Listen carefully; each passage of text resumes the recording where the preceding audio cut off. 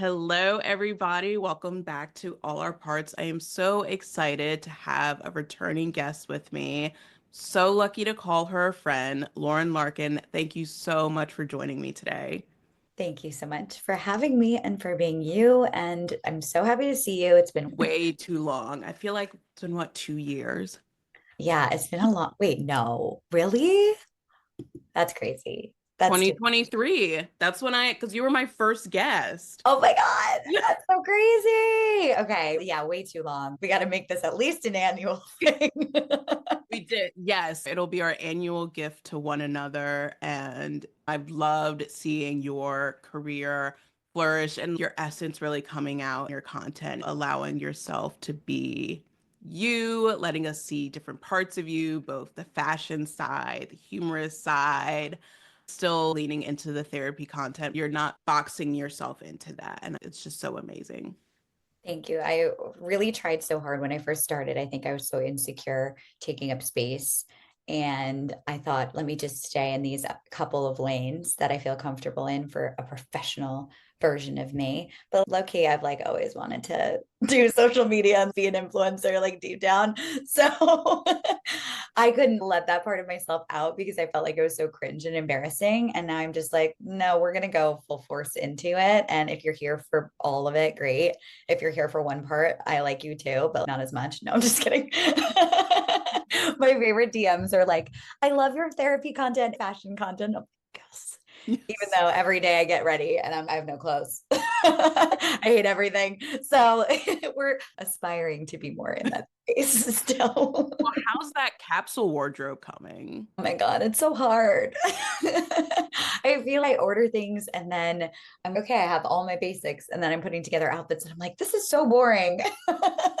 So it's like a double-edged sword to be like, okay, I always have basic go-to items. Then I'm like, do I go to these too much? And then I'll go and buy like a pink sweater. And I'm like, that's not that's probably not capsule, but it's fine. We're just playing around with all of it. I decide to be many different things, many different days as like style changes, ideas change, my goals change. It's like when we wake up and we're like, what are we going to do today? We have all the things we need to do, and then a couple of other things we want to do. And it's just, what are we going to get to? And who am I going to be? I've loved seeing you embrace the streetwear.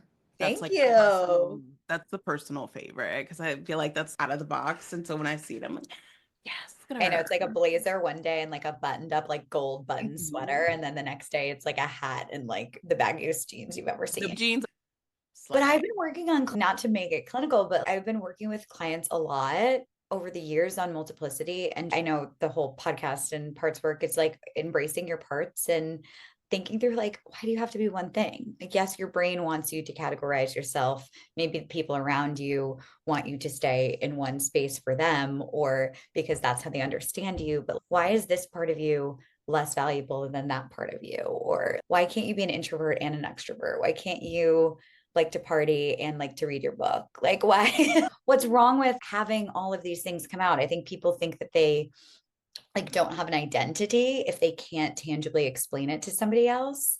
But I think I'm getting more and more comfortable having a really free flowing, ever changing identity, if that makes sense. I know what I think you used the word essence. I know what my essence is. I know what I'm trying to project the most.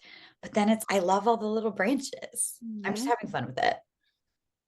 And that's what we can do. I love what you said, the word cringe, because I literally in session, I told someone like, do the cringe thing. Do the thing that feels like really uncomfortable, that feels like you're really putting yourself out there and in a safe, like reasonable way, because that's going to be the thing that allows you to grow and learn the most about yourself. But I think through podcasting and even through social content, like it's allowed me to evolve my professional identity in a way that grad school could never teach me how to.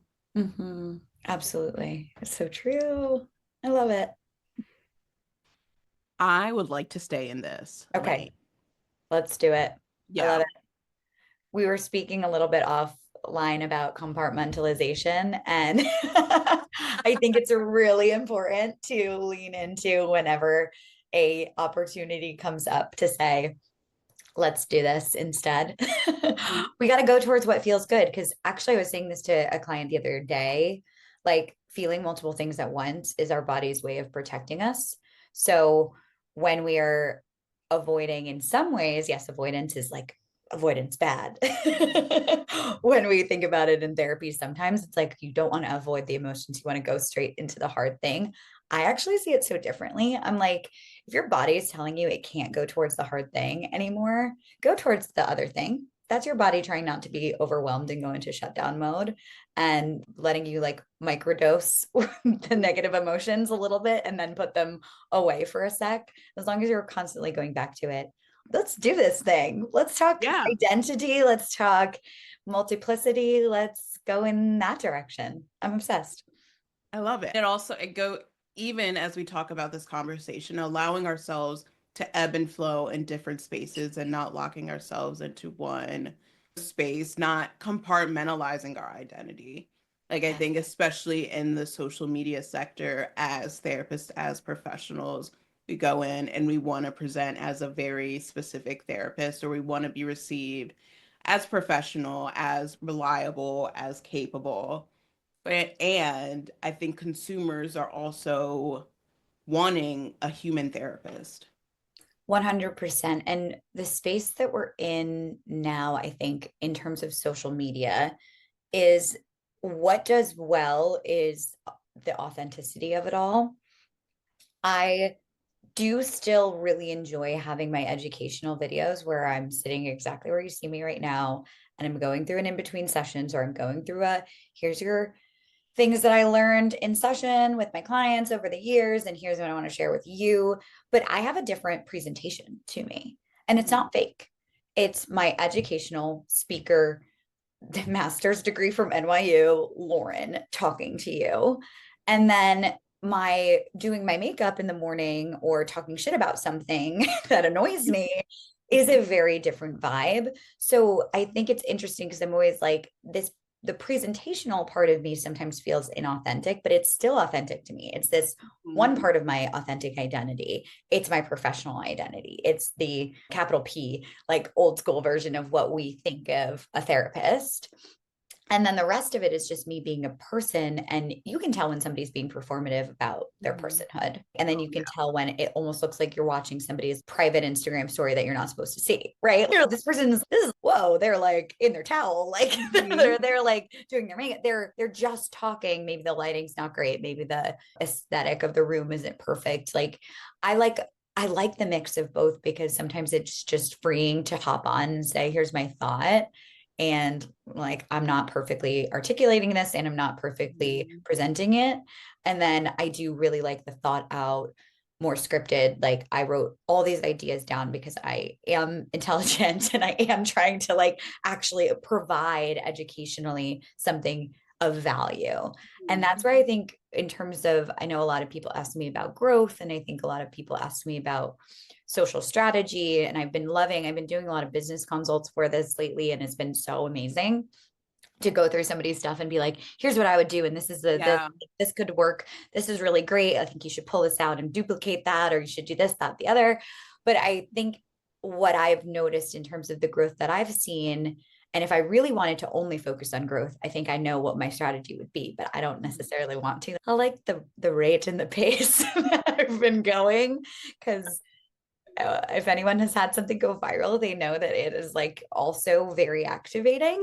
And I don't know how people do it all the time, but I like the idea of pulling from different audiences and growing over time people who actually care about you.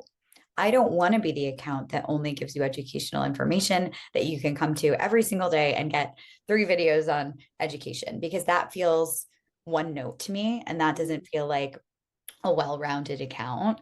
I want to be the person who, yeah, that one video doesn't do that well, but there's still people who are here for it.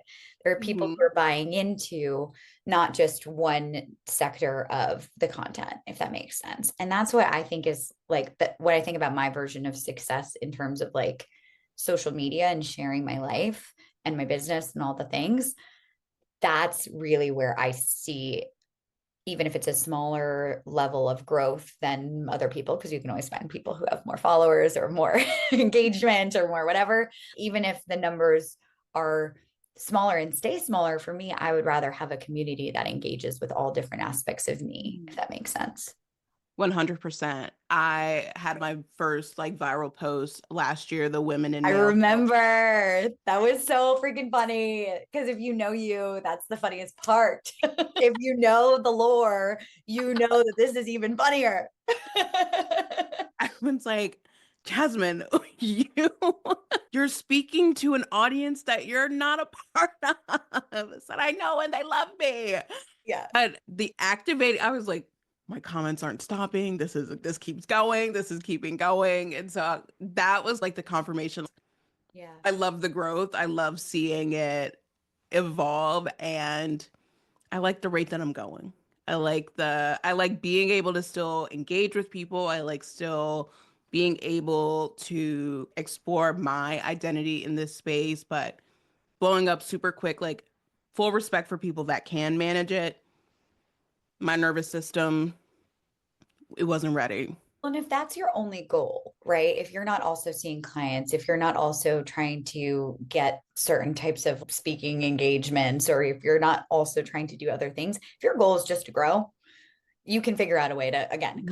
compartmentalize and figure and rage bait and just grow based off of that. You'll notice for me, like I engage with almost every comment for the most Mhm. part. Like I really try to, like, friends or followers or whoever, like I'll send a heart or thank you, like I'll at Mhm. least like it or something, because I think it's important to engage with your following and your community, especially if I see people over and over again. I love you. Like I'm like, thank you for being here. I like don't even know why you're here, but I'm obsessed.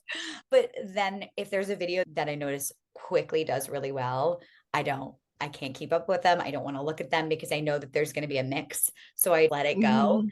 And the comments are not for me. The comments are not for me. We are not looking today. And I just let it go because it's so much better for my mental health to be not engaging.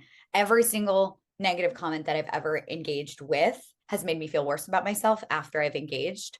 So, unless like a sassy little funny joke that I'm going to put up, it's you're not getting a reply, you're not getting a comment, like just move along. And guess what? Mhm. After a while, it's, oh, nothing bad is going to happen. It's just my stupid little phone. Oh, this is actually not that serious. And like you and I would never go out there and put out something horribly offensive or particularly Mhm. controversial. That's just not, I don't think, our jam. So there's also that, knowing that if you misstep or you misspeak or whatever, it's okay. It is serious in that we're not trying to cause harm out in the world, Mhm. but in the same way, it's social media. It's not causing harm in our therapy space. And some people cannot differentiate that the two things are not the same. That just because you have a day job and then you're also participating Mhm. in social media, that they have to be perfectly aligned and you have to present yourself perfectly as if you were Yes. in a session. Like those two things do not go together. I am not your therapist. You have not signed a consent form with me. Therefore, I don't owe you that. And I feel like a lot of times that comes up in when therapists do like hot takes. And I'm thinking about the one you did for Love is Conditional. Ah, And yes. they ate you up. They did. Yeah. Some of them I don't care though. Like I'm like, no, I still feel pretty strongly about this.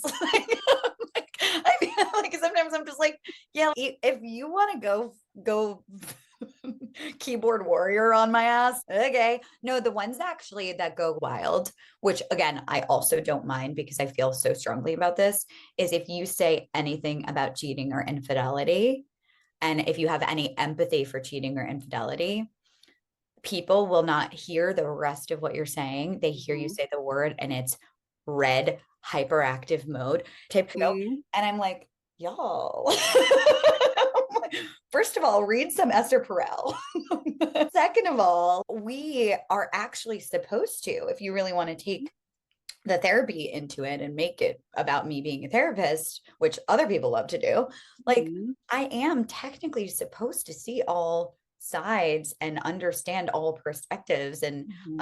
I'm not going to bring, if I have a client who's been cheated on, I'm not going to be like, let's think about her perspective or his perspective or I'm not going to do that in session, but you better believe I'm doing it in my brain. You Mhm. better believe I'm thinking about how did we get here and what are all the different contributing factors and societal impact factors Mhm. and intergenerational traumas and all the things. How did we get here? And having the knowledge on why cheating happens and why infidelity exists is a part of that job. So it's for me to have any empathy for that is not enjoyable. Actually, if I wanted to go viral more, maybe I should just make a whole infidelity series.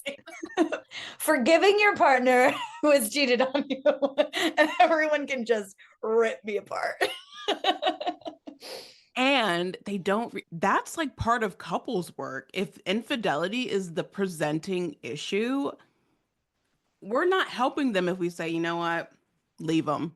Full stop. We may be, it might be in the back of our minds, but that's not what they're coming to us for. They're coming to repair it. And part of being a therapist is perspective taking, being able to look at the big picture and say, okay, what can we pull from this? How can we look at this from a couple of different angles, especially if we're working with more than one person in the room?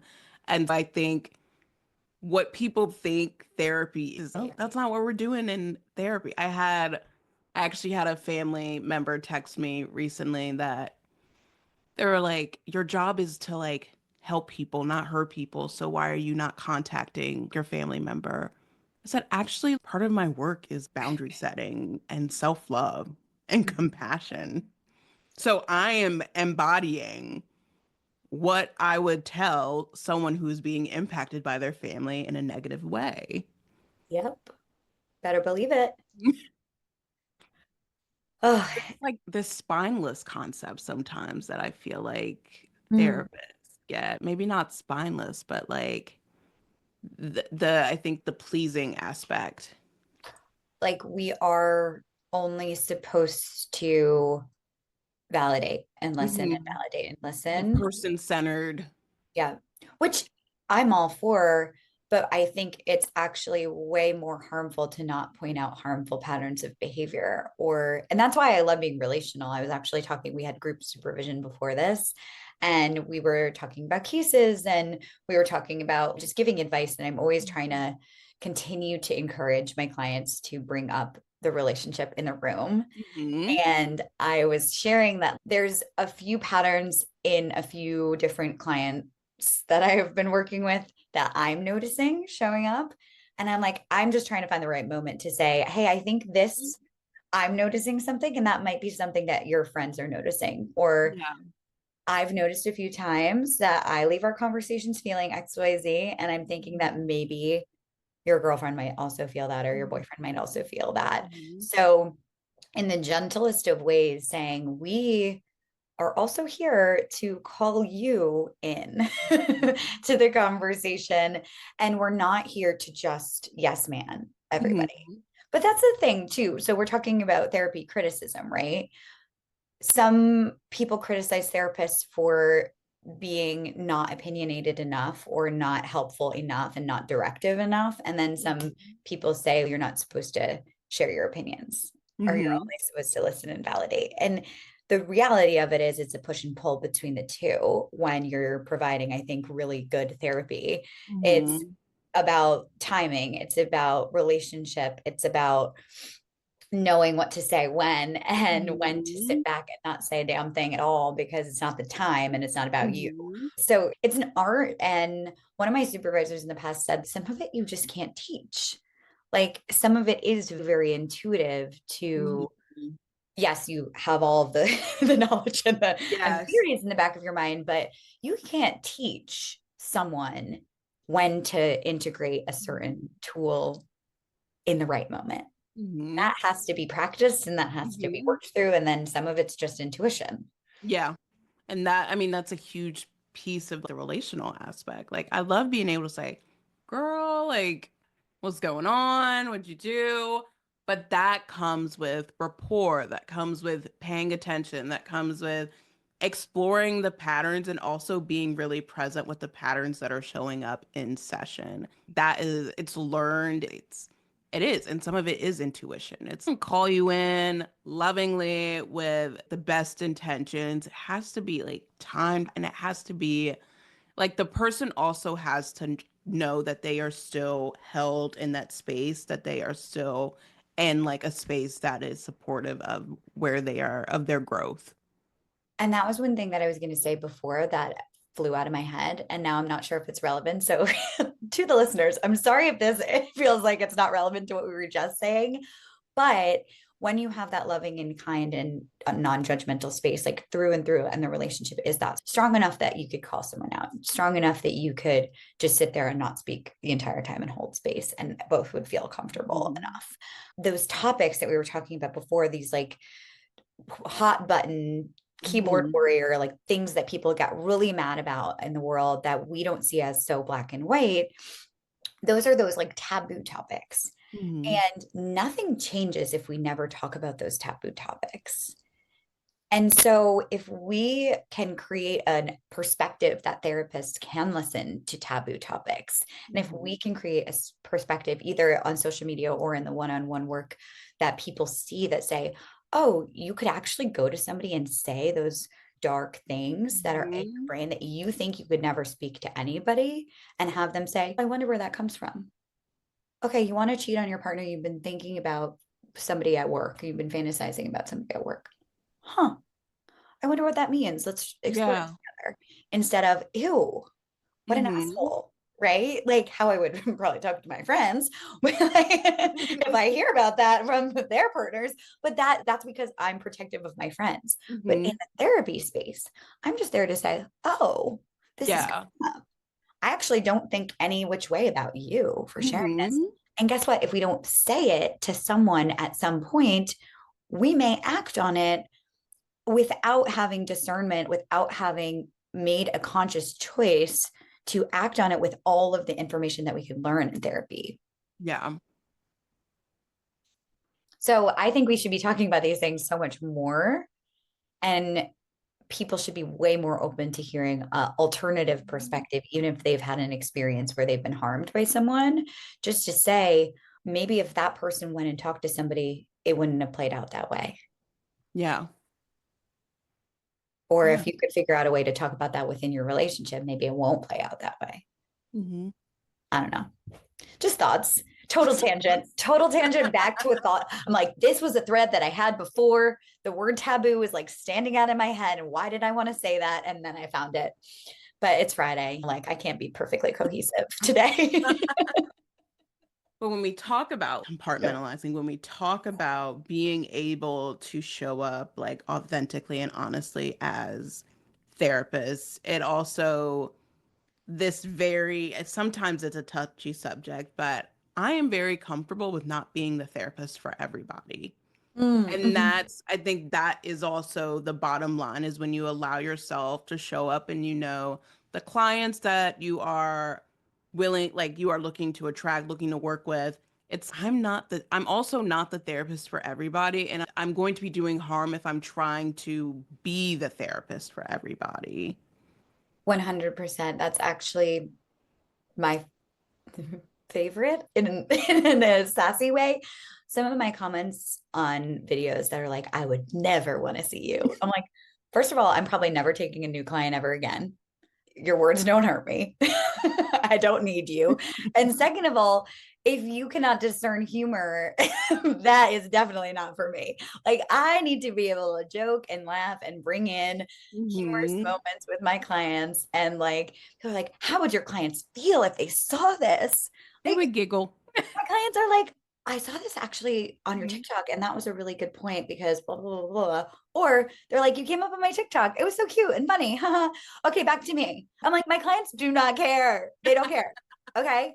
And if they have cared, we've moved along or we've Mhm. moved through it, or they've set the boundaries that they need, and they know that I'm not offended and they don't need to be privy to all these parts of my life. And that's fine. But truly, if you do not have a sense of humor, I do not think you would be the client for me. And I mean that from the bottom of my heart. I hope it offends people. You can't handle a little sass, if you can't handle a little humor, I am definitely not the therapist for you. And I have a list that I can send you of people that would probably work. And that is, if we are meant to support our clients in embodying being themselves and being true to who they are, that also has to like, we got to model that in our work too. I think, because then we're just Totally. speaking in incongruence. 100%. Like that would just not us be us practicing what we preach. And I know we talked about this before we started recording too. It's like actually doing the work as a therapist is doing what you would encourage your client to do. And it's tricky. It's tricky because sometimes that requires us to take time for ourselves. And I know for me, one of the biggest things is I want to be Elastigirl in The Incredibles. Like I would like to have my hand in everything and stretch Mhm. myself as thin as possible. And then I will get an email and it's, do you have any more time? And I'm like, I really need a couple of things today for me to breathe. I don't think I can move things around, or that would cost a lot of money for me to move that workout class, or like that. Like I don't have anything today. How about tomorrow? How about we move our Mhm. session up to another day earlier in the week next week? Like I will do whatever I can because I care so much, but I Mhm. have to care for myself. And I think that's the trickiest part of being a therapist is we want to be reliable, we want to be accessible, Mhm. but we also have to compartmentalize in a way where we have our own lives and we have plans that we stick to and we blow off steam in whatever way works for us and Mhm. we shut off from the emotional holding because then otherwise our therapists are going to burn out really quickly and Mhm. then we're not going to have accessibility and good therapy available for Mhm. people. And it's such a delicate balance in the compartmentalization space. I actually said to my supervisee yesterday, because I had a couple of just tough Mhm. clients this week, just tough stuff. They're not tough clients, tough stuff coming up in their sessions. Mhm. And I'm like pretty good at compartmentalization, if I do say so myself. I feel like I have gotten to a place where I like feel like it's a muscle, like I open and Mhm. close. But I was like in a coffee shop trying to get some admin work done. And like tears started coming into my eyeballs. It's like out of nowhere. And I was like, what is this? As Didn't a you have therapist, we're that? like, where is this coming from? And what emotion is this that I'm feeling? And I was like, it's just a heavy week. Like, I was just like, Mhm. this is just a lot. Like, you just had a lot going on this week, and you're holding a lot of space for a lot of heavy things. Mhm. And I'm glad that we're recording this at a time where this is going to come out completely unrelated to this actual week. Nobody's ever going to Mhm. know who I'm thinking about or talking about. And that's why I love being able to talk about this at such a high level. But because I don't want anyone to feel bad about what they're sharing with me. That is Yeah. the gift. That is the best part about the work that we do is being able to hold that space. But I was like, oh, this is a tough week. That's important for me to Mhm. know. What can I do for self-care? And thank you to this emotion for creeping out at this coffee shop Yeah. because this is helping me actually legitimize and remind myself that this is so tough sometimes. And not just Yeah. this, And I, woo, totally fine. Now I'm at the yeah. coffee shop, totally different mode. Yes, sometimes that helps, but it didn't help this week because it surpassed the typical level of compartmentalization that I'm capable of. Oh my God, I can't speak today. And that we are still people. We are people supporting people. And so we have to give ourselves like permission to be human, to be people, to not have it all together, to not be holding that space and just say, damn, it's been a hard week. Been a hard month. Okay. And Hard I'm month. carrying a lot. And that's hard. That starts to weigh on a person. I think when we are able to compartmentalize so much that we become completely like separate from it, that's where it's like checking in, okay, do I need to lean more into the self-care aspects? Do I need to up the self-care classes, the workouts, the friend times, like all the things that help us be a person? Am I really holding on to something that might be time to unpack and see what's like coming up for me in that space? I think all of it gets to be data. It Mhm. gets to tell us, okay, I need to lean more into the naps. I need more Slug naps. day. Or I need to leave Plug like for slug day. slug. I almost wore the sweatshirt today. I was like, what slug gear can I like I love you. get out of my repertoire? But yeah, it all gets to be like data. Yeah. Okay, this is where I'm at this week. Right. And when we give ourselves permission to be there, it actually allows us to compartmentalize a lot easier because it's like, I know this is where I am Mm-hmm. and I'm okay with that. And I'm gonna just keep rolling on with my week. And it's interesting. It's like that phenomenon that we're speaking about. Sometimes I'm making this today like a social media rant in some ways, but I think it's important to talk about the misunderstanding of it. Like sometimes I will speak to the duality of the experience Hmm. and that therapists are going through hard things, whether it's in their own life or just the hardness of carrying other people's stuff or whatever else. And people will say, that just makes me feel bad going and talking to my therapist. I don't want to know this. And it's like, Hmm. first of all, how do you not know this? Do you really think that the person that you've been speaking to, or that a person, any person, could hear and witness and hold and Hmm. feel with you and never have a feeling outside of that? And then, secondly, that doesn't mean we can't do it. It Hmm. doesn't mean we didn't sign up for it. That doesn't mean that we don't have systems in place to handle it, Hmm. including laughing about it, Hmm. making silly little jokes about it, having supervision, having our own therapy, having my therapist right now, she's really on me, on my butt about not talking about work. Not giving her a progress report on all the projects I'm working on. Essentially, I need to not have you like come in and just tell me, and then I'm doing this, and I'm working about that, and I'm stressed about this. And she's like, no, no more. But this week, I did say, I was like, I know I'm not supposed to talk about work, but I have to talk about these emotional things that have to do with work. And I have to walk myself through the fact that I'm doing everything okay or right, like by the book. Okay. And she's like, I'll allow it. Hmm.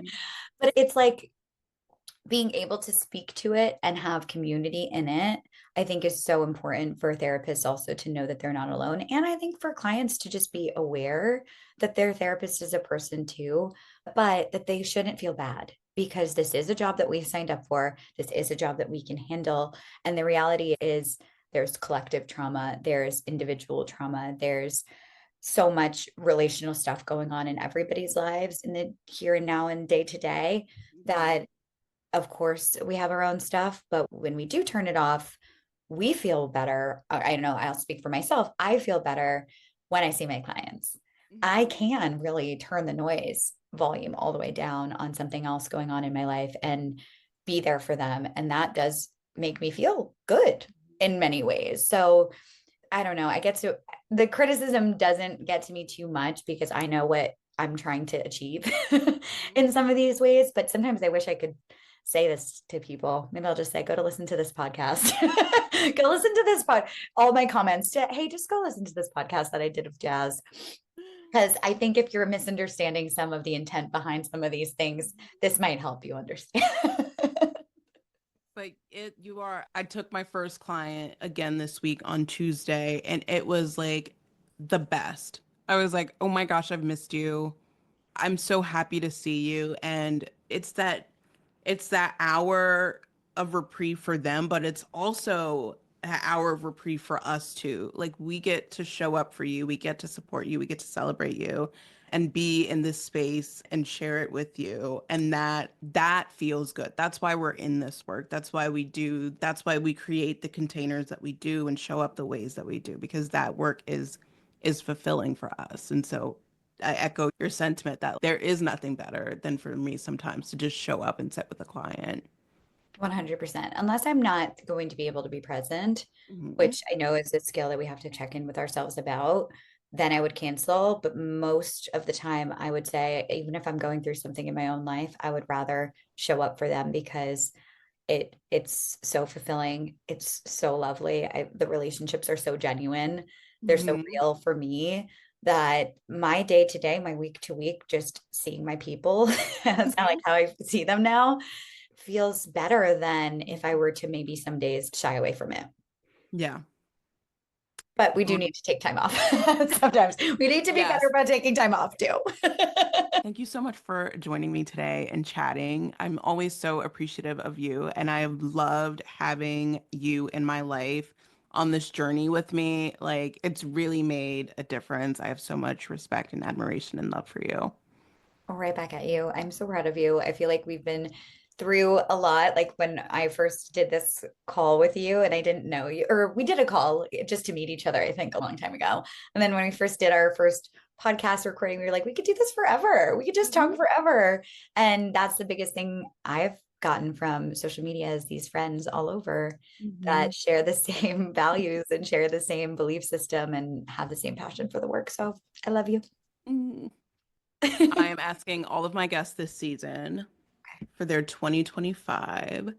What is your commitment to yourself? Commitment to myself. Ooh, okay. So my word for the year is opportunity. So I'm trying Okay. to feel this out and think about what the commitment is. So I'm really big on not taking every opportunity right now because I don't want to overextend myself, but Mhm. holding out and trusting the universe that if I say no to an opportunity because it doesn't feel right, that bigger opportunities are coming. So I think my commitment to myself is trusting the process and dreaming big so Mhm. that I don't overextend myself with the scarcity mindset of I have to do it all. Instead, I'm going to say no to the things that are going to drain me or overextend me. And I'm going to hold out hope that means that something bigger and better is coming. Oh, I love it. Thanks. So excited for you, Lauren. Thank you so much for joining me today. You're the best. Thank you for having me.